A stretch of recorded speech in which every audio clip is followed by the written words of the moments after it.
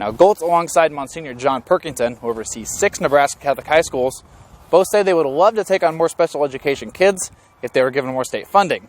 They also both say they would like to see more data from the NSAA that proves that kids that are on free or reduced lunch programs don't do as well in sports. While eating insects may not sound like the most delicious meal you can have, with the growing world population and food sustainability issues on the rise, a Lincoln company that creates insect-based foods right here on UNL's Innovation Campus is also on the rise. Bug Eater Foods that, yes, creates protein powder with crickets in it, just received a big grant from the USDA. That's money that's going to allow the company to create different food products and also really allow the startup to take off. Every single pew in Sacred Heart Catholic Church was filled today as friends and family mourn the loss of Joe Blaha. Even former head coach of Nebraska, Tom Osborne, is here, along with other former Husker greats. Now, Joe is obviously a very, very accomplished football player. He was a part of 2 national championships for Nebraska. He was a first-team all-conference player before going to the NFL.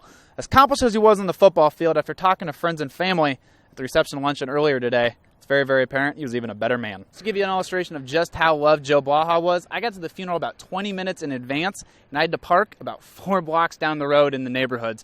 Just shows how many people came out to support and celebrate the life of Joe Blaha. Reporting in Lincoln for News Channel Nebraska, I'm Jon Kipper. So for now, the district is forced to play the waiting game.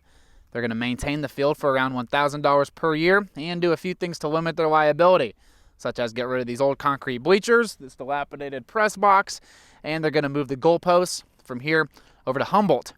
Edmondson has reached out to Senator Deb Fisher's office as well as the National Park Service.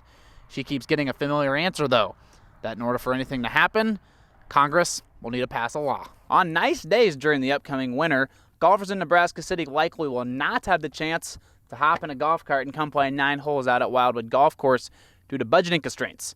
Now, none of this is ideal, but it is certainly necessary. Around 10 p.m. on Saturday night, 3 Peru State athletes on the street right behind me were stabbed. Now, today, the Nebraska State Patrol, alongside the Nemaha County Sheriff's Department, announced an arrest in the case.